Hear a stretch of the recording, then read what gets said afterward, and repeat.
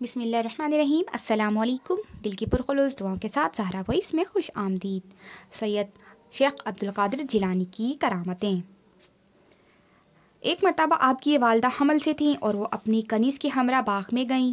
انہوں نے ایک خوبصورت پھل دیکھا اور کھانے کو جی چاہا، مگر وہ پہنچ سے باہر تھا۔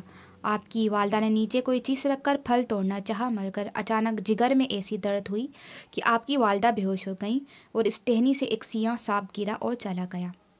آپ کی ولادت مبارک کے بعد آپ اپنی والدہ کی گود میں تھے کہ آپ کی والدہ نے آپ کے منہ پر تھپڑ مارا، تو آپ نے اپنی والدہ سے فرمایا کہ سانپ سے بچانے کے لیے میں نے آپ کے رحم میں ناخن مارا تھا، یہ اس کا بدلہ ہے، مجھے معاف فرمائیں۔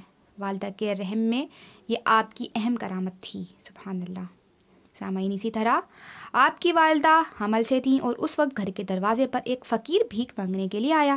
آپ کی والدہ نے برقع اوڑھ کر اس کو کھانا دیا۔ اس فقیر نے سمجھا کہ گھر میں کوئی نہیں ہے اور اس کو شیطان نے بہکایا اور وہ گھر کے اندر گھس آیا، مگر اللہ والوں کی خدا خود حفاظت کرتا ہے۔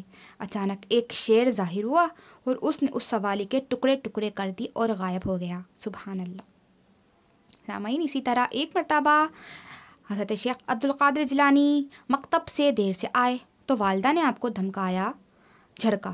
آپ نے اپنی والدہ سے فرمایا، آپ کو معلوم ہے کہ فلاں دن آپ کے گھر میں ایک بدماش زبردستی گھس آیا تھا اور آپ گھر میں اکیلی تھیں اور وہ شیطان کے بہکاوے میں تھا، تو میں شیر کی شکل میں آپ کی امداد کے لیے آیا تھا، اور وہ احسان یاد کریں اور مجھے نہ ڈرائیں۔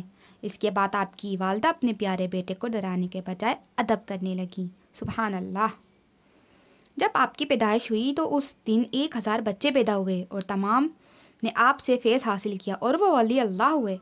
آپ کی ولادت مبارک پہلی رمضان مبارک کی رات کو ہوئی اور وہ پورے رمضان میں آپ نے دن کو ماں کا دودھ نہیں پیا بلکہ رات کو پیا کرتے تھے، یعنی دن کو روزہ ہوتا تھا۔ سبحان اللہ۔ ایک شخص کی بیوی مرگی کی مرض میں مبتلا تھی۔ اس شخص نے آپ سے دعا کی درخواست کی تو آپ نے فرمایا کہ اپنی بیوی کے کان میں یہ کہو کہ اے جان مہماں، یہاں عبدالقادر جیلانی مقیم ہیں، دوبارہ نہ آنا۔ دوبارہ اس عورت کو مرگی کی کبھی شکایت نہیں ہوئی اور وہ عورت بالکل صحت یاب ہو گئی۔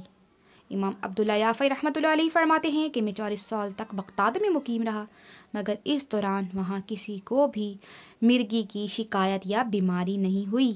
سبحان اللہ۔ شیخ ابوالقاسم عمر بن مسعود رحمۃ اللہ علیہ فرماتے ہیں کہ ایک دن مدرسے میں آپ کے کپڑے پر چڑیا بیٹ کر دی اور وہ چڑیا اسی وقت مر گئی۔ آپ وضو سے فارغ ہوئے تو آپ نے وہ کپڑا اتار کر مجھے دیا اور حکم دیا کہ اس